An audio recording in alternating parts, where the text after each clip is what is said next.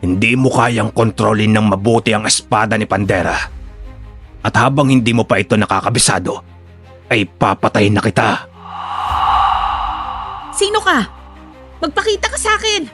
Huwag kang magtago sa kadiliman! Ipakita mo sa akin ang iyong wangis! Hindi kita iiwan sa laban mong ito, Jingjing. Ngayon ko mas patutunayan sa iyo na mahal kita hanggang sa huling sandali ng aking buhay.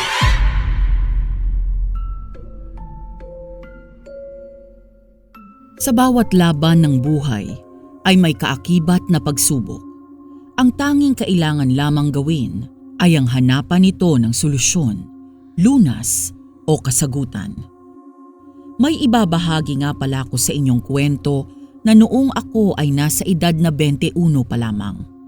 Ito ang karanasan ko na kailanman ay hindi ko makakalimutan. Dahil kasi dito ay kamuntikan kong ibuwis ang aking buhay para lamang sa kapakanan ng nakararami. Para mas maintindihan ninyo, hayaan ninyong isalaysay ng ating magaling na narrator dito sa Ang Manlalakbay Channel ang aking kwento. Ako nga pala si Jingjing at ito ang kwentong kababalaghan ko. Isa lamang akong ordinaryong mamamayan na nagtatrabaho sa marangal na paraan bilang isang tindera ng mga gulay. 3:00 ng madaling araw ay lumalabas na ako para magpunta sa pwesto ko sa palengke. Ganitong oras kasi dumarating ang mga supplier ng mga gulay. Kaya dapat lang na magpaunahan sa pag-angkat dahil kung babagal-bagal ka, walang matitira sa'yo kung hindi ang mga pinagpilian na lang. Sanay na din naman ako sa ganitong sistema ng buhay simula nang matuto ako kay nanay noong nabubuhay pa siya. Hoy, Jingjing! Paglingon ko sa likod ay nakita ko si Sayong na patakbong lumapit sa akin. Ano na naman, Sayong? Huwag mong sabihing manliligaw ka sa ganitong oras. Mahuhuli na ako sa palengke at baka maubusan pa ako ng gulay. Kaya mamaya ka naman ligaw, pwede ba? Hindi, nagkakamali ka. Sasamahan lang naman kita para magbuhat ng mga aangkatin mong gulay. Huwag kang mag-alala, hindi ako hingi ng bayad. Sigurado ka? Oo naman, O sige, ikaw may sabi niya na. pero pwede namang isang tasa ng kape lang. Ayos na sa akin yun. Ang importante, mabantayan kita. Sus, humirit pang damuhong to. Tara na nga. Sabay kaming naglakad habang siya ay pasimpleng ibinabanat ang mga pick-up lines niya sa akin. Masayang kasama si Sayong. Hindi ka mababagot kung siya ang tipo ng iyong kasama. Pagdating namin sa palengke, abala na sila sa pagdidiskarga ng mga gulay mula sa sasakyan.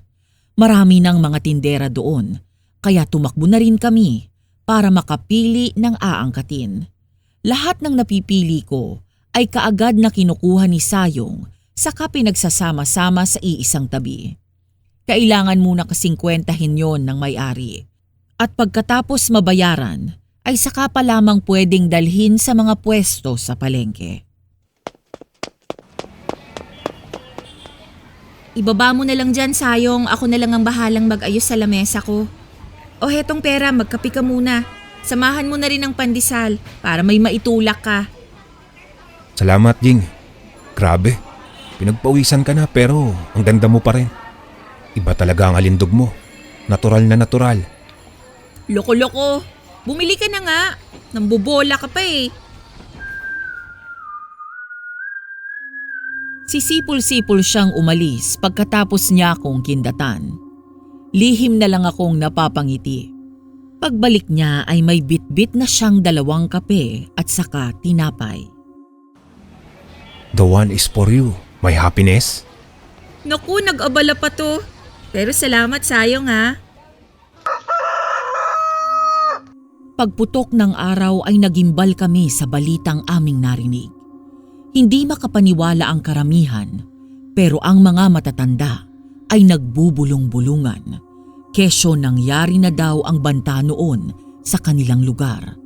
dahil sa sumpa ng isang angkan na magbabalik upang maghiganti. O Sayong, bakit napabalik ka? Ano ba ang masamang balitang sinasabi nila? May nalaman ka ba? Ito nga ang sadya ko sa'yo, Jingjing. Ang sabihin ng karumal-dumal na sinapit ng mga nagde-deliver ng gulay kanina. Pati ng kanilang amo. Karumal-dumal? Hindi ko napigilan ang tayuan ng mga balahibo sa katawan. Hindi ko pa man naririnig ang hustong nangyari ay nakaramdam na ako ng pangingilabot. Oo, Jing. Pero huwag ka sana mabibigla ha. Sa parteng masukal na daanan ay nakita ang kanilang sasakyan na nakaparada sa isang gilid. Nagpuntahan ng mga nakakita. Halos maduwal sila sapagkat ang mga taong lula nito ay pawang naliligo sa sariling mga dugo. Nakabukas ang mga tiyan at nawawala ang ibang mga laman loob. Banaag din sa mga tirik na mata ng mga ito ang labis na takot bago sila nalagutan ng hininga. Para akong binuhusan ng malamig na tubig sa narinig ko. Tumagaktak din ang butil-butil na pawis sa aking katawan. Totoo ba ang sinasabi mo, Sayong? Oo, Jingjing. Kaya naparito ako upang sabihan ka na huwag kang uuwi mamayang gabi hanggat wala ako. Hintayin mo ako dito para may kasama ka. Sabi ng mga nag-iimbestigang mga pulis, may gumagala daw ng mga serial killer. Pumapatay ng mga tao at kumukuha ng mga laman loob para ibenta sa mga illegal na doktor para magkapera. O sige, hihintayin kita mamaya. Mabuti.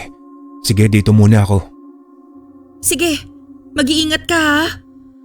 Saludo na lamang ang pinangtugon niya sa akin, saka siya tuluyang umalis. Nang araw na yon ay para akong lutang habang nagtitinda ng mga paninda kong gulay. Lumipas ang mga oras hanggang sa sumapit na nga ang kinagabihan. Eksaktong katatapos ko lamang magligpit ng aking mga panindang gulay ang pagdating ni Sayong. Humahangos pa nga ito nang dumating na animoy may humahabol. O bakit humahangos ka? May humahabol ba sa'yo? Wala. Tumakbo lang ako kasi baka ka akong mainip ka at umuwing mag-isa. Galing ako sa gym. Nanood ako ng basketball. Mamayang 9:00 pa ang duty ko bilang guard sa subdivision eh. Kaya may oras pa ako para ihatid kita. Ano? Tara na, Jing. O siya, tara. Habang naglalakad kami, ay panay kwento niya sa kanyang nahanap na trabaho. 9:00 ng gabi hanggang 3:30 ng madaling araw ang pasok niya. Kaya tuwang-tuwa siya sapagkat paglabas niya ng trabaho ay diretso na siya sa bahay para sunduin ako. Magkano naman ang sweldo mo bilang gwardya? Nasa minimum din, provincial rate. Ayos na rin para makapag-ipon na ako, Jing. Para naman pagdating ng araw na sasagutin mo na ako, may pampakasal na tayo. O hindi ba? Ang galing ng plano ko. Sira ka talaga kahit kailan, no? Kasal agad-agad? Doon din naman tayo papunta, di ba? Huwag ka na kasing... ano yun? Natigilan kami sa pag-uusap dahil sa kakaiba naming narinig na ingay. Ngayon lang kasi kami nakarinig ng ganong huni na para bang nagbabangga ang mga ngipin. Ang mabuti pa, Jingjing, bilisan na natin ang paglalakad. Mukhang may nakatingin lang sa atin sa paligid na naghahandang umatake eh. Diyos ko, anong klaseng nilalang ba yun, Sayong? Hindi ko alam. Pero ayon sa mga matatandang narinig ko na nag-uusap-usap, ay nagbalik na ang dati nilang kinatatakutan noong kapanahunan nila. Sila ay tinatawag na mga aswang. Aswang? Oo, Jingjing. Mga nilalang na kumakain ng laman loob at karne ng isang tao. Kaya bilisan mo na bago pa tayo atakihin. Nagpatangay na lamang ako sa paghila sa akin ni Sayong pauwi sa amin. Pero ang akala naming ligtas na kami ay hindi pa pala. Sapagkat muli kaming nakarinig na mga kaluskos at yabag na tila sinusundan kami nito. Nalinti ka na, Jing. Bilisan mo pa, dali. Pero hindi pa rin kami tinantanan nito hanggang sa mula sa aming harapan ay lumantad ang isang mabalahibong nilalang. Mababangis ang mga matang tumititig sa amin habang ang bibig ay nakabuka dahil sa mga pangil nitong nagtatalasan na may bahid pa ng pulang likido doon.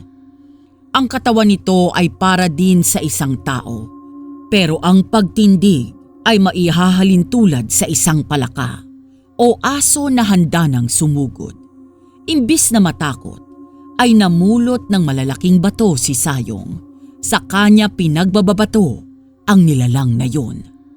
Jingjing, tumakbo ka na, bilis. Susunod na lang ako. Pipigilan ko muna itong halimaw na to. Dali na. Wala akong nagawa kung hindi ang tumakbo ng mabilis. Hindi ko na alintana ang pagod dahil nangingibabaw na sa aking sistema ang takot. Ang kaso, habang tumatakbo ako, ay bigla ulit akong nakaramdam na sumusunod sa akin. Hindi lang isa, hindi lang dalawa, kung hindi nasa 5 sila, base sa aking nalilingon sa aking likuran. Medyo malayo pa ang kabihasnan, kaya mas lalo akong nakaramdam ng hilakbot. Kaya hindi ko napigilan ang mapasigaw. Tulong! Tulungan niyo ako! Aswang! Sunod-sunod kong tili habang patuloy sa pagtakbo. Ramdam ko pa rin ang pagsunod nila sa akin. Dala ng aking pagkataranta ay ibang direksyon na pala ang aking tinatahak. Yon ay papasok na sa gubat na matagal nang hindi napupuntahan ng mga tao sa amin. Pagtigil ko ay halos malagutan na ako ng hininga dahil sa sobrang kapaguran. Pinakiramdaman ko ang paligid. Wala nang aswang na humahabol sa akin. Panginoon, salamat po't hindi niyo kami pinabayaan. Sana'y nasa mabuting kalagayan din si Sayong. Gabayan niyo din po sana siya katulad ng paggabay ninyo sa akin. Huwag niyo po sana siyang hayaang mapahamak sa kamay ng mga aswang.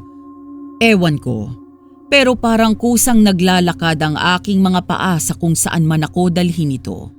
Basta ang alam ko lang ay halos nasa pinakapusod na ako ng kagubatan. Makaraan pa ang ilang minuto ay may natanaw na akong isang kubo. May usok na nagmumula roon, kaya tiyak akong may tao. Kaya naman, mas binilisan ko ang aking paglalakad. Pagdating ko sa bakuran, ay magsasalita pa lamang sana ako. Pero bigla na lamang iniluwal ng pintuan ang isang matandang lalaki na may mahabang balbas. Katagal mo naman, Iya. Kanina pa kita hinihintay eh. Nakatulog na tuloy ang kaibigan mo. Halika nang makakain ka. Nangunot ang noo ko. Para bang malapit lang kami sa isa't isa kung ituring ako ng matanda. Pero ang totoo, ngayon ko lang din siya nakita. Hindi na lamang muna ako nagtanong. Sumunod na lang ako sa kanya dahil aminado akong nagutom din ako dahil sa aking pinagdaanan. Pagpasok ko ay doon ko nakita si Sayong na may benda sa tiyan, nakahiga at tila mahimbing nang natutulog. Sayong? Hayaan mo na muna siyang makapagpahinga. Bukas mo na lamang siya kausapin. Ano po bang nangyari sa kanya? Bakit may benda siya sa katawan? Bukas mo na lang din malalaman, Iya. Sige na, kumain ka na muna nang magkaroon ng laman ng iyong tiyan. Hindi na ako tumanggi. Nagugutom na din talaga kasi ako. Kaya paghain niya sa akin ng mga lutong kanin at ulam, kaagad ko yung nilantakan. Hindi ko na pinansin kung nakatitig ang matanda sa akin o hindi habang kumakain ako. Basta panay ang subo ko dahil ngayon lang ako nakatikim ng ganoong kasarap na pagkain.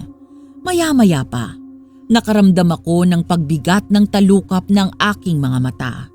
Hanggang sa hindi ko na alam ang mga sumunod na nangyari. Jing, gising na. Umaga na. Nagising ako sa pangyuyugyog ni Sayong sa akin. Pagmulat ko ng mga mata, doon ko napagtanto na maliwanag na nga. Inilibot ko ang aking paningin para alamin kung panaginip na nga lang ang lahat ng nangyari kagabi. Ngunit hindi pala. Totoo na nasa isa akong maliit na kubo at mula sa bintana ay tanaw ko ang kagubatan. Nasaan ang matanda? Teka, bakit ka nga pala may benda sa katawan? Anong nangyari sa'yo? Lumabas yata si King Tot para maghagilap ng makakain. Ito namang benda sa katawan ko ay siya ang naglagay. Pagkatapos niyang gamutin ang sugat ko sa katawan, nahagip kasi ako ng isa sa mga aswang ng matalas nitong kuko. Akala ko ay katapusan ko na. Mabuti na lamang at dumating ang matandang nagpakilala sa pangalang King Tot. Magkahalong emosyon ang nararamdaman ko ng mga oras na yon.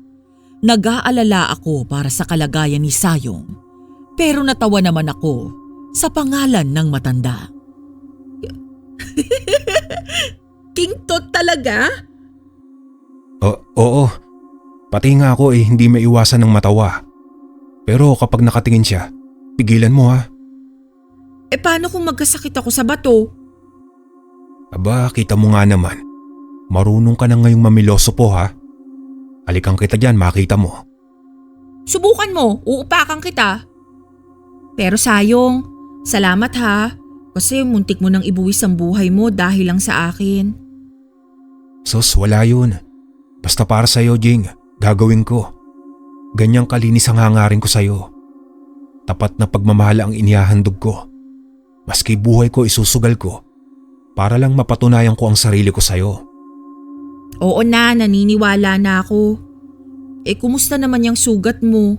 Malalim ba? Hindi naman gaano. Daplis lang naman daw sabi ni King Tot. King Tot ang potek.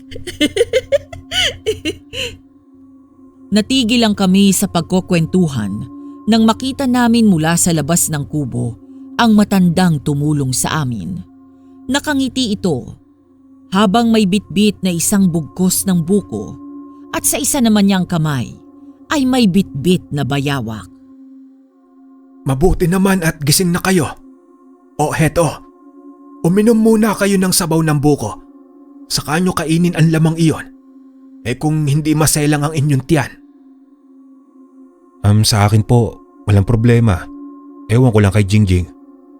Salamat po, King Tot. Napatakip ako ng aking bibig para pigilan ang matawa sa pagsambit ko sa pangalan ng matanda. Napansin naman niya ako, kaya nangunot ang noo niya, pero inalis ko ang tingin ko sa kanya, saka ako sumeryoso. Sige Sayong, ipagbukas mo ko ng isa. Bueno, dyan na muna kayong dalawa. At aasikasuhin ko lang itong nahuli kong bayawak para sa tanghalian natin. Sige po, King Tot. Abay teka, nakakahalata na ako sa inyong dalawa. Mga lokong ito. Bakit ba kapag tinatawag niyo ako sa pangalan ko, natatawa kayo? Bakit? Maantot ba ang pangalan kong King Tot ha? Dito na kami tuluyang napahalakhak ni Sayong dahil ang matanda na mismo ang nagsabi ng nakakatawa niyang pangalan. Halata po ba, King Tot? Mawalang galang na po. Pero pwede bang Tot King na lang? Mga salbahing bata ang mga ito ah. Makaalis na nga. Padabog kaming tinalikuran ni King Tot. Pero alam naming tumatawa din siya ng tahimik dahil sa pag-uga ng kanyang mga balikat. Hindi tuloy namin magawang inumin ang sabaw ng bukong hawak namin dahil sa katatawa. Pagkatapos naming mag-almusal, nakatay na rin ng matanda ang nahuli niyang bayawak. Isinalang na niya ito sa apoy para palambutin. Balak niya kasi itong adobohin pero sa gata ng niyog. Habang naghihintay na lumambot, ay tinawag niya kami para kausapin ng masinsinan. Sayong, Jingjing, makinig kayong mabuti sa ipagtatapat ko sa inyo. Dahil dumating na ang pinakahihintay kong araw na magbabalik ang hari ng mga aswang na si Berdonis. Berdonis? Oo, Sayong. Siya ay tumakas noong binalak naming lipulin silang lahat. Noong kapanahunan pa namin.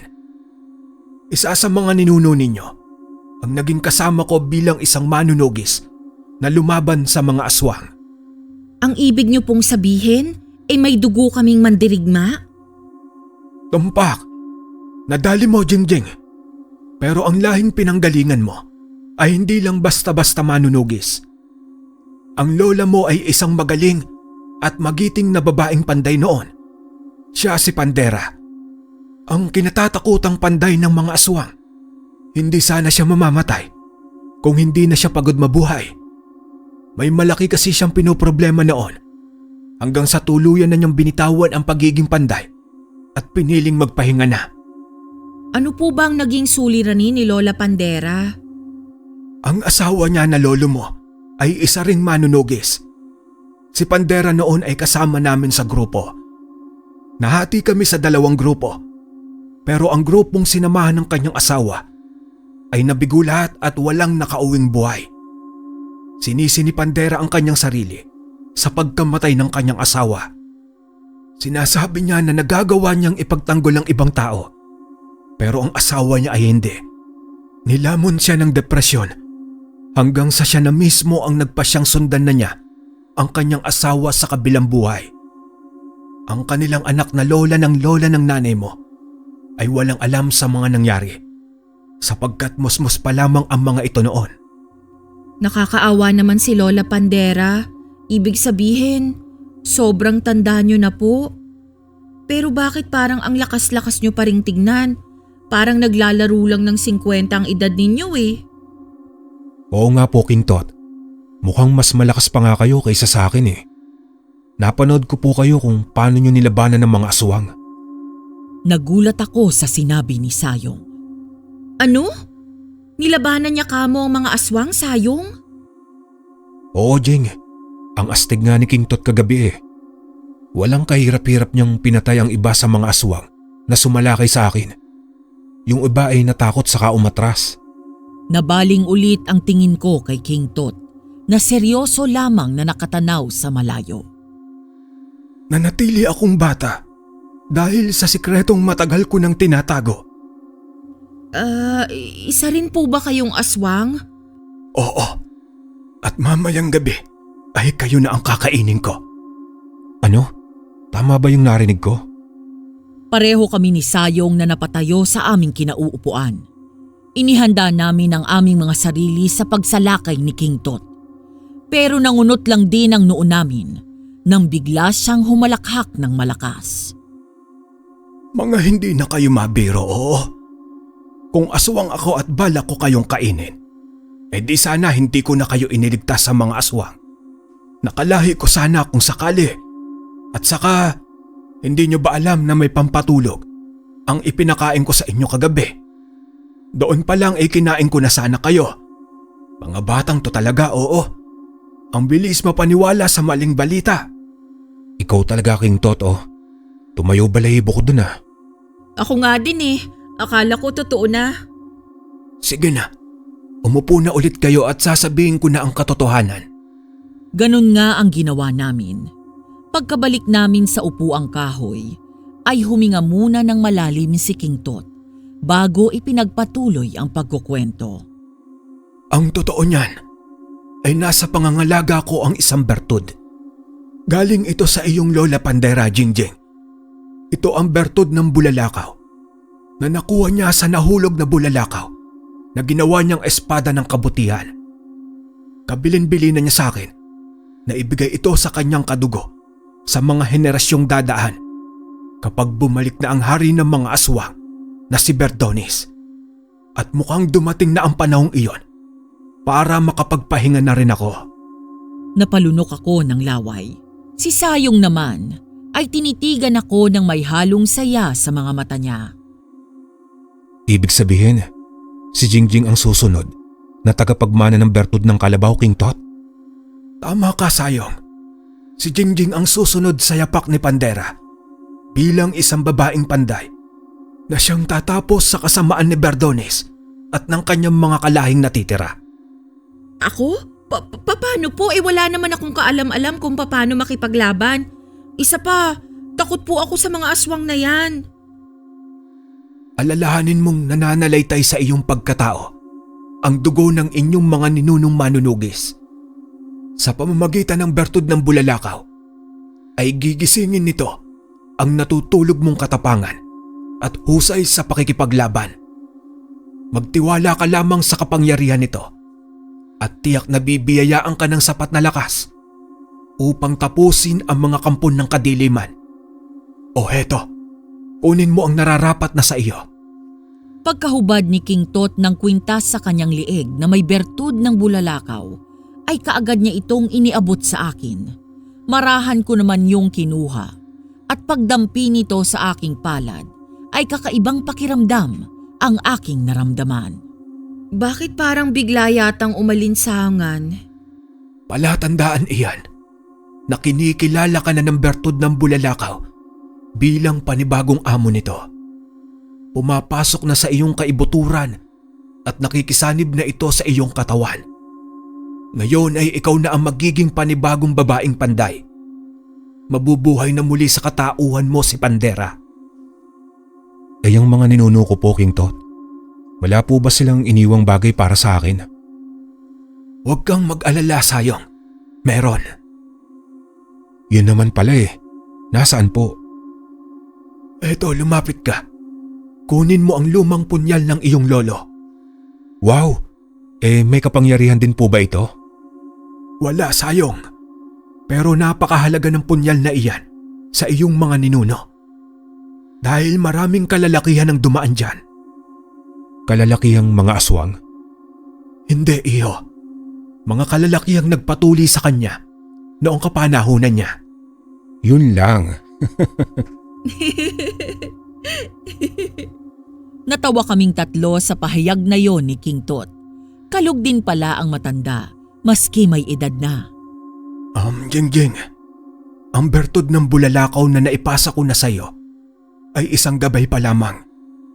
Gabay para makuha mo ang espada ng iyong lola Pandera sa tuktok ng kabundukan kung saan ito nakatarak sa isang matandang puno ng nara. Kailangan mo itong makuha sapagkat malakas si Berdonis dahil sa tangan nitong espada ng kadiliman. Ang sandata ni Pandera lamang ang may kakayahang tumalo sa lakas na mayroon ang hari ng mga aswang. Papaano ko po yun makukuha? At saang kabundukan? Sa bundok ng Alimanhog. Mag-iingat ka dahil bago ka makarating sa tuktok ay may iba't ibang pagsubok kang haharapin. Hindi naman na kita masasamahan dahil 12 oras na lamang ang itatagal ko dito sa mundo at ako'y mamamahinga na ng permanente. Sana ay magtagumpay ka sa iyong misyon. Ewan ko, pero nakaramdam ako ng lungkot nang sabihin yon sa akin ni King Tot. Hindi ko na malaya na napayakap ako sa matanda, saka bumuhos ang aking mga luha sa mata. Maraming salamat po sa lahat ng tulong niyo, King Tot. Hinding-hindi ko po namin makakalimutan. Pangako, gagawin ko ang lahat para magtagumpay sa laban. Napatingin ako kay Sayong. Sa kauna-unahang pagkakataon ay nakita ko siyang umiyak habang siya ay nakatitig sa matanda. Pagkatapos kong kumalas sa pagkakayakap kay King Tot, ay sumunod naman siyang yumakap dito. Kung hindi dahil sa iyo, King Tot, ay baka nauna na ako sa iyo sa kabilang buhay. Hindi po kita makakalimutan habang ako ay nabubuhay. Gaya ko ay tinapik din ng matanda ang likod ni Sayong. Hindi na siya nagsalita. Salitan lamang niya kaming tinignan at saka dumiretso na sa kanyang higaan. Kami naman ay inihanda na ang aming mga sarili sa posibleng mangyari sa mga lilipas pang oras. Lumipas ng mabilis ang maghapon hanggang sa dumating na ang oras na nagpapaalam na si King Tot. Maski alam na namin ni Sayong ang mangyayari, ay hindi pa din namin naiwasan ang magluksa. Sa likod ng bahay ng matanda na namin ito inilibing ng marangal. Pagkatapos namin siyang ihatid sa huli niyang hantungan, ay nagpasya na kami ni Sayong na akyatin ang bundok ng Alimanhog. Normal naman ang bumungad sa amin sa bukana nito. Walang mararamdamang peligro o banta sa aming mga buhay. Pero habang palalim ng palalim ang aming nalalakad, ay pabigat naman ng pabigat ang presensya doon na dulot ng hindi namin matukoy na mga nilalang. Sayong, ihanda mo ang sarili mo dahil may nararamdaman akong panganib. Oo, Jingjing. Mabuti na lamang at may tangang ka ng bertud ng bulalakaw. Kaya kahit na papano ay may gumagabay na sa atin. Pero hindi tayo dapat na magpakakampante dahil wala pa sa akin ang espada ng nasira kong si Lola Pandera. Hindi pa lubos na buo ang aking kapangyarihan bilang isang panibagong babaeng panday. Hindi kita iiwan sa laban mong ito, Jingjing. Ngayon ko mas patutunayan sa iyo na mahal kita hanggang sa huling sandali ng aking buhay. Walang mapapahamak, Sayong. Sabay tayong pumasok sa bundok na ito ng buhay. Kaya sabay din tayong lalabas ng buhay. Dala ang tagumpay. Tumangulang si Sayong sa akin, pero banaag ko sa kanyang mga mata ang takot at pag-aalala niya para sa kaligtasan ko. Ramdam ko rin na seryoso siya sa sinabi niyang handa niyang ibuwis ang kanyang buhay para lamang ako'y kanyang maprotektahan. Pero gagawin ko ang lahat para lang walang mapahamak sa amin. Alam kong hindi kami pababayaan ng bertud ni Lola Pandora sa laban naming ito. Sa aming paglalakad ay bigla kong naramdaman mula sa malapit ang isang presensya ng isang nilalang na kampon ng kasamaan. Napakapangit at napakabigat sa pakiramdam ang enerhiyang ito. Dahil din doon ay dumugo ang ilong ni Sayong. Tila hindi kaya ng isang ordinaryong tao ang tanggapin ang napakasamang presensya ng sino mang nilalang na yun dahil sa bigat nito. Sayong, ayos ka lang ba? Oo, Jingjing. Huwag mo akong alalahanin. Ikaw ang mag-ingat dyan. Tila ang nilalang na yon na ang kusang lumapit sa amin, kaya pinahinto ko muna si Sayong sa paglalakad at saka pinadistansya. Hanggang sa lumantad ito sa aming harapan. Sa pagkakaalam ko, ang nilalang na ganito ay isang kapre, matangkad, malaki ang katawang mabalahibo at may malaking tabako. Nang makita niya ako, ay umatungal ito ng malakas. Napansin kong lalabas na sana si Sayong sa pinagkukublian niyang puno, pero mabilis ko siyang pinigilan. Pakiusap, Sayong. Manatili ka lang dyan. Mas lalo kung hindi makakapag-focus sa paglaban sa kapring to kung mapapahama ka lang dyan. Kaya dyan ka lang. Hindi sumagot si Sayong. Tumango lamang siya at saka bumalik sa pagkakatago.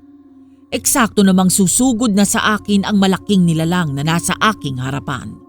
Bertud ng bulalakaw, ibigay mo sa akin ang sapat na lakas upang matalo ang kalabang nasa aking harapan. Makipag-isa ka sa akin at makipagsanib puwersa upang tapusin ang lumalaganap na kasamaan dito sa mundo. Ipakita mo kung gaano ka kalakas. Lipulin natin silang lahat! Pagkatapos kong masabi yun, ay dumaloy sa aking mga ugat ang napakalakas na kapangyarihan. Pagmulat ko ng aking mga mata, ay kasalukuyan nang inihahampas sa akin ng kapre ang malaki niyang kamay. Tumindig lamang ako ng diretso at saka matapang na sinangga ang pag-atake nito. Kitang-kita ko sa mukha ng kapre ang pagkagulat dahil walang kahirap-hirap kong nasalag ang kanyang malaking kamay gamit lamang ang isa kong kamay. Ang isa naman niyang kamay ay hinugot ang tabako mula sa kanyang bibig. Sa kanya ako binugahan ng usok. Ang pagkakaalam ko ay may laso ng usok ng tabako ng isang kapre. Kaya din itong bulagin ang mga mata ng sino mang madampian nito. At dahil sa mga nalaman ko, ay mabilis akong dumistansya sa malaking nilalang at saka umiba ng direksyon. Madali lamang akong nakalipat sa kanyang tagiliran at doon ay mabilis ko siyang binawian ng isang malakas na suntok. Heto pa! Tanggapin mo ang lahat ng to! Sunod-sunod ko siyang pinaulanan ng suntok. Hindi siya makabawi sapagkat nasa maganda kong pwesto. Sa tagiliran niya lahat tumama hanggang sa tuluyan na itong hindi nakayanan at bumagsak sa lupa. Tinignan ko siya ng kabuuan. Matapang pa rin ang kapre, Pero alam ko na ang susunod na gagawin. Ang wasakin ang kahinaan niya. Hetong tabako mo na nagsisilbi mong buhay. Kaya pasensya na sa gagawin ko. Sagabal ka sa aming paglalakbay. Patawad! Malakas ko yung binali pagkatapos ay inapak-apakan. Panay hiyaw at atungal naman ng kapre hanggang sa nanghihina na rin ito. Maya-maya pa ay naghingalo na at tuluyang nawalan ng buhay. Ang galing. Napalingon ako sa likod. Nandoon si Sayong na nakatayo habang nakangangang bumilib sa aking ginawa. Naglakad siya palapit sa akin. Sa kanya ko hinawakan sa kamay. Ang lupit mo, Jing, grabe. Natalo mo na mag-isa ang kapre. Hindi naman ako mag-isa eh. Kasama ko ang bertud ng bulalakaw ni Lola Pandera.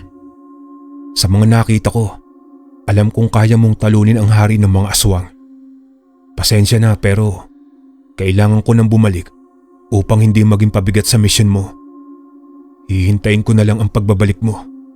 Mag-iingat ka palagi ha. Ramdam ko ang sinseridad ni Sayong sa kanyang mga sinabi. Dahil sa hindi ko na din napigilan ang bugso ng aking damdamin para sa kanya, mabilis ko siyang hinagkan sa labi. Tumagal ang halikan naming yon ng ilang segundo bago ito natapos. Oo, Sayong. Babalik ako. At pangako, ligtas akong uuwi sa'yo. Hindi na siya sumagot. Bagkus hinawakan niya ang aking mga pisngi. Sa kanya ako muling hinalikan. Medyo mas matagal yon kumpara sa nauna. Pero nang kumalas siya, ay diretsyong tumalikod na siya sa akin. Saka mabilis na naglakad, pabalik sa baba ng bundok. Hindi ko na siya tinawag pa. Alam kong masakit ang loob niyang iwan ako at baka umiiyak na siya. Pero tama naman ang desisyon niya. Sa kapre pa lang kasi ay dumugo na ang ilong niya. Paano pa kaya sa ibang elemento o nilalang na susunod kong makakaengkwentro? Baka hindi na niya kayanin pa ang presensya ng mga ito. Inumpisahan ko na din ulit ang maglakad. Pagkalipas ng halos 1 oras, muli na naman akong nakaramdam ng presensya mula sa isa na namang nilalang ng dilim. Sino ka? Magpakita ka sa akin! Huwag kang magtago sa kadiliman! Ipakita mo sa akin ang iyong wangis! Hindi naman ako nabigo. Mula sa likod ng katawan ng isang malaking punong kahoy ay lumabas ang isang nakakadiring nilalang. Isang sigbin. Pero sa taas ng sanga ng puno ay may bigla ding sumulpot na isang manananggal.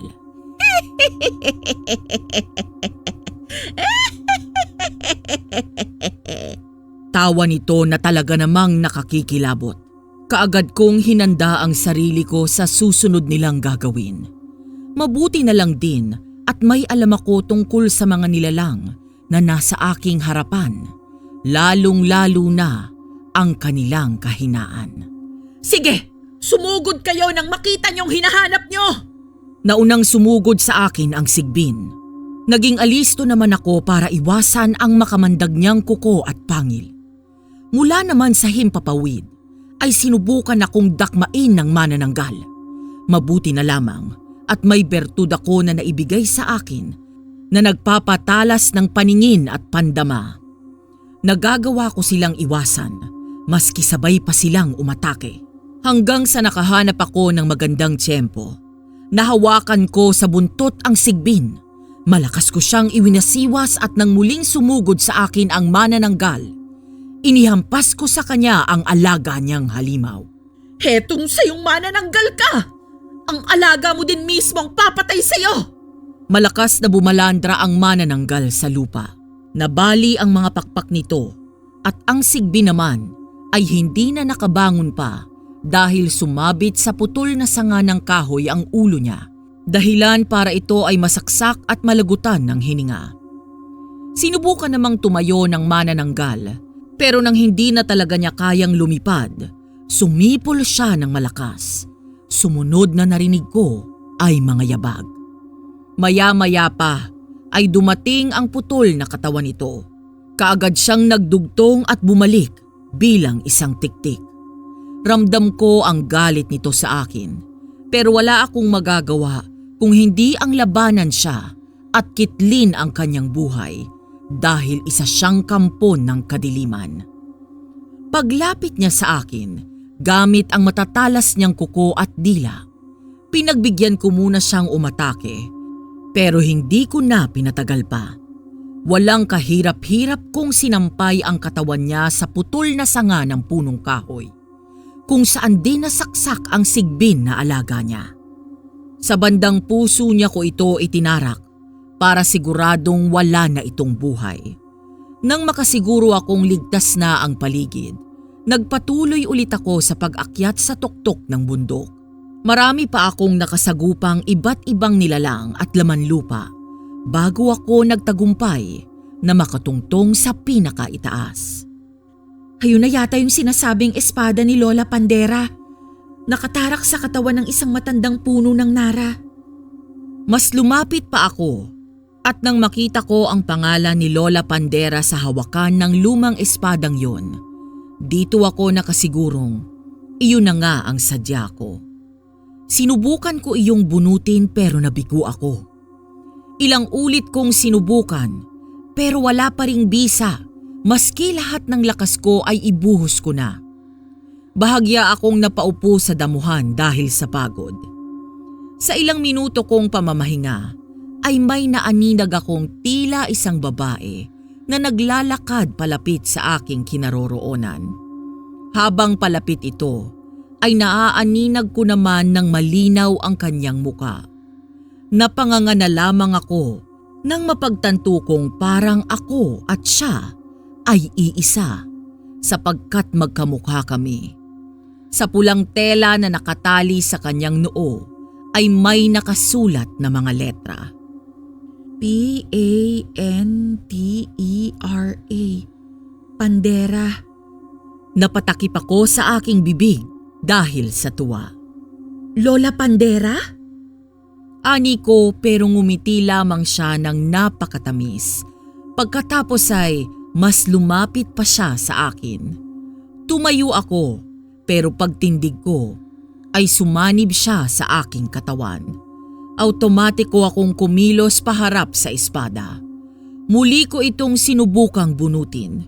Sa pagkakataong yon, ay walang kahirap-hirap ko na itong nakuha sa katawan ng puno ng nara, pero naging isa itong balaraw. Lumabas sa aking katawan si Lola Pandera, saka muling ngumiti sa akin. Kumaway ito na tila ba nagpapaalam na. Salamat po Lola Pandera sa pagtulong nyo upang mapasakamay ko ang espada ninyo. Pagkatango niya ay tumalikod na rin ako, saka naglakad palayo hanggang sa naglaho na siya na parang bula. Masaya naman akong pumihit paharap sa daan pabalik sa aming lugar na bitbit ang balaraw ng isang babaeng panday na aking ninuno. Sa muli kong pagbagtas sa maliit na kagubatan ng bundok Alimahog, ay wala na akong nakaengkwentrong mga kampo ng kadiliman. Tila iniilaga na ako ng mga ito dahil sa hawak kong banal na sandata ng kabutihan. Pagkauwi ko at pagkabukas ng pinto ng bahay ng yumaong si King Tut, ay nadatnan ko si Sayong na abalang nagluluto ng agahan. Mag-uumaga na kasi ng mga oras na yon. Jengjeng? Oo, Sayong. Ako nga. Patakbo niya akong nilapitan, saka mahigpit na niyakap. Hindi naman ako tumutol pa. Salamat sa Diyos at dininig niya ang panalangin ko. Hindi niya pinahintulutang mawala ka sa akin. Hindi rin kasi ako pinabayaan ni Lola Pandera kaya matagumpay kong nakuha itong balaraw niya. Ibig sabihin, nagpakita siya sa'yo? Hindi lang nagpakita, kung hindi sumanib pa at ang presensya ay nakilala ka agad ng espada kaya walang kahirap-hirap ko itong nakuha sa katawan ng puno ng nara. Kung ganon, humanda na ang Haring Berdonis na yan. Dahil narito na ang pinakabagong henerasyon ni Pandera, ang babaeng panday. Natapos ang aming pag-uusap nang biglang kumulo ang aking tiyan, palatandaan na ako ay gutom na. Natawa naman si Sayong na kaagad akong pinagsilbihan. Pagkatapos naming mag-almusal ay tumungo ulit kami sa puntod ni King Tut. Doon ay muli akong nagpasalamat sa kanya. Hindi na rin kami nagtagal doon dahil kailangan na din naming umuwi para pag-aralan ang aming lugar. Baka kasi may nangyari ng kaguluhan doon at kailangan na nila ang aming tulong. Hindi ako nagkamali ng aking kutob. Dahil paglabas pa lang namin sa gubat, ay umaalingaw-ngaw na ang mga iyakan na siyang aming narinig. Tumakbo kami para alamin kung ano ang nangyari. Isang buntis ang aming nadatnan. Iniiyakan ang kanyang pamilya. Duguan ito, wala ng buhay, at ang tanging natira na lamang sa sanggol ay mangilan-ngilan nitong kapirasong laman, gaya ng maliit nitong mga daliri. Sobrang nagngit-ngit ang aking kalooban, kaya patakbo akong umuwi ng bahay para maghanda. Nakasunod lang naman sa akin si Sayong sa lahat ng aking mga galaw. Huwag kang padadala sa bugso ng iyong damdamin, Jing. Kumalma ka lang. Kaawa-awa yung ginawa nila sa sanggol. Mga hayop sila. Uubusin ko ang lahat ng kanilang angkan. Niyakap muli ako ni Sayong para pakalmahin. Umiyak lang ako nang umiyak sa kanyang dibdib. Habang umaagos ang luha ko sa mga mata, ay isang plano ang nabuo sa aking isipan. Mamayang gabi ay hahanapin ko na ang pugad ng mga aswang para tapusin na ang kanilang kasamaan. Sa patuloy na paglipas ng mga oras hanggang sa sumapit ang panibagong gabi, nakahanda na rin kami ni Sayong sa aming panibagong misyon. Kalmado na rin ako ng mga sandaling yon dahil na rin sa tulong ng lalaking nag-aalala ng sobra sa akin. Sayong, kung halimbawa man na sa gabing ito, matagpuan natin ang pugad ng mga aswang at makaligtas tayo pareho ng buhay, malalaman mo na ang kasagutan ko sa inaalay mong pag-ibig. Talaga, Jing? Sige, aasahan ko yan, ha. Pero gaya ng sabi ko, igagalang ko ang magiging desisyon mo. Basta magpakatotoo ka lang. Hindi pa rin masisira ang pagkakaibigan natin kung sakaling mabigo ako. Saka na yung drama mo. Halika na. Kakamot-kamot sa batok na nagpatiunang naglakad si Sayong. Habang nasa kalagitnaan kami ng kalsada, ay may kung anong kaluskos ang narinig namin na kagayang-kagaya sa nauna naming naramdaman bago kami napadpad sa bahay ni King Tut. Nakakasiguro akong aswang ang mga yon dahil sa kanilang presensyang aking nararamdaman. Mga aswang, Sayong, umpisa na ng ating plano. Oo nga, magagamit ko na rin ang punyal ng aking lolo na dumaan sa… hayaan na nga lang. Bahagya akong natawa pero bumalik din sa pagiging seryoso nang nagsilabasan ang mga aswang na nagkukubli sa mga gilid ng kalsada. Sa pagkakabilang ko ay nasa mahigit 10 ang mga ito. Ang dami nila, Jing. Maski gaano pa sila karami, hindi ko sila aatrasan.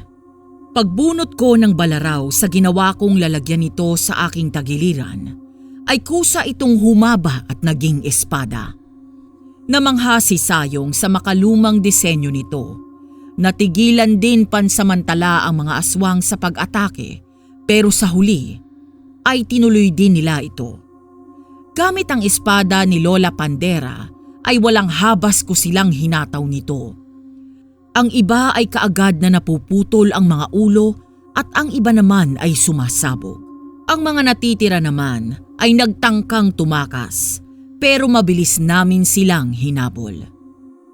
Oy mga duwag, hindi pa ako lumalaban at nakakapatay, kaya bumalik kayo. Hayaan mo na, Sayong. Dahil sila din mismo ang magdadala sa atin sa kanilang pugad kung nasaan ang kanilang haring si Berdonis. Samantala, Anong enerhiya iyon? Mukhang matagal na panahong ko huling naramdaman na yon. Anong nangyayari? Kanino o sino ang may taglay ng presensyang iyon? Mga kampong kong aswang, alamin kung sino ang taong iyon. Huwag kayong babalik hanggat hindi nyo siya nadadala ng patay man o buhay. dinala kami ng mga aswang sa kabilang gilid ng kagubatan kung saan may tila maliit na komunidad na itinatag. Ito na siguro ang pugad nila. Ayon sa nasasagap ko, ito na nga. Maghiwalay muna tayo rito. Hahanapin ko lang ang pinakamalakas na presensyang nararamdaman ko. Tiyak na si Berdonis na yon. Mag-iingat ka ha. Kapag nakaligtas ka, ibig sabihin lang nun, sinasagot na kita. Talaga? Oo, pangako mabubuhay ako. May future wife. Napatingin tuloy sa amin ang mga aswang na papatakas dahil sa inasal ni Sayong. Natawa na lang din ako na napakamot sa ulo. Pero bigla akong nag-alala sa kanya dahil mula sa bukana ng maliit na komunidad ay nagsidatingan ang medyo may karamihang mga aswang. Napailing ako, pero sa sumunod naming narinig ni Sayong ay nabuhayan kami ng loob. Mga kalalakihan ang nagsisidatingan na sumisigaw ng sugod ang aming nakita. May kanya-kanyang sulo ang mga ito at may mga itak din. Nang makilala ako ng isa sa kanila na siyang yumayakap sa bangkay ng buntis na nabiktima kanina, ay dito na ako nagkaroon ng kumpiyansa para iwan si Sayong. Tiyak na nandito sila para ipaghiganti ang mga nabiktimang mahal nila sa buhay. Lahat naman ng mga aswang na humaharang sa aking dinaraanan ay kaagad na tumitimbwang sa lupa, nahati ang mga katawan. Hanggang sa makarating ako sa trono ng hari. Abala naman ang isang aswang na may korona sa ulo na pinupunasan ang itim nitong espada. Nag-cruise din ang ating landas, Haring Berdonis. Aba, at sino kang lapastangan na pumasok dito sa aming komunidad? Teka, paanong napunta sa'yo ang espada ng babaeng panday na si Pandera? Simple lang. Dahil magkamukha kami at parehas kaming maganda. Hindi ako nakikipagbulahan, babae. Huwag mong bastusin ang isang haring katulad ko. Galit yarn? Oo na, sasabihin ko na. Ako ay isa niyang kadugo. Nananalaytay sa aking katawan ng dugo ng isang babaeng panday. Pati na ang bertud ng bulalakaw na ito na ibinigay sa akin ni King Tot. Si King Tot baka mo? Oo, at hindi ka naman siguro bingi, hindi ba, Haring Berdonis? Pansamantalang natahimik ang hari na tila ba may binabalik tanaw sa kanyang isipan. Pero paanong nangyari iyon? Ilang dekada na ang nakalipas kaya paanong inabot ni King Tot ang taon na ito? Gaya nung kung paano ka din umabot sa taong ito nang hindi tumatanda. Tama na ang tanungang ito. Tapusin na natin ang laban. Ako na ang unang gumawa ng pagsugod. Halata pa rin sa mukha ni Berdonis ang hindi makapaniwala. Panay sulyap din niya sa hawak kong espada. Pero aminado ako na nararamdaman kong magkasing pantay lang ang lakas ng aming mga espada. Hindi mo kayang kontrolin ng mabuti ang espada ni Pandera. At habang hindi mo pa ito nakakabisado, ay papatayin na kita.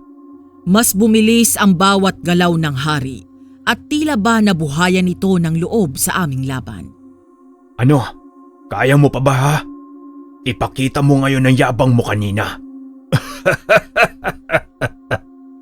Aminado akong nahirapan ako sa laban namin. Habang tumatagal kasi ay mas lalo siyang lumalakas, samantalang ako ay nanghihina. Pero hindi pa rin ako sumuko. Ngunit sa isang malakas niyang pagwasiwas ng kanyang espadang itim, ay natumba ako sa lupa. Jingjing! Tatakbo na sana sina Sayong at ang mga kalalakihan para saklolohan ako, pero pinigilan ko sila. Wag! Wag! Diyan lang kayo! Mapapahamak lang kayo! Tamang-tama ang pagdating nyo para masaksiyan ninyo ang pagpugot ko sa ulo ng babaeng ito. Habang nagsasalita si Haring Berdonis, ay pinag-aralan ko ang hawak kong sandata. May maliit na butas akong nakita sa hawakan. Kinuha ko ang bertud ng bulalakaw mula sa aking leeg. Saka ko ito inilagay doon. Bigla na lamang itong naglabas ng pulang araw hanggang sa naging purong pula na ang kulay ng espada ni Lola Pandera. Papaanong? Hindi. Ang tunay na kapangyarihan ng espada ni Pandera, napalabas mo. Kailangan lang palang pagsamahin ang bertud at saka ang espada para mabuo ang kapangyarihang ito. Ang ganda naman ng pagkakahulma ni Lola Pandera sa armas niya. O ngayon, Haring Berdonis, handa ka bang umpisahan ang tunay nating laban? Nanginginig ang mga labing hindi nakasagot ang hari. Magkagayunman ay umatake pa rin ito. Sa muling paglapat ng aming mga espada, ay kusang kumawala ang kanyang armas sa kanyang kamay. Nabali din yon at pagbagsak sa lupa ay umusok at naging abo. Hindi ko na binigyan pa ng pagkakataong makapagsalita ang hari. Malakas ko siyang tinaga sa liig na kaagad naman napugot ang kanyang ulo.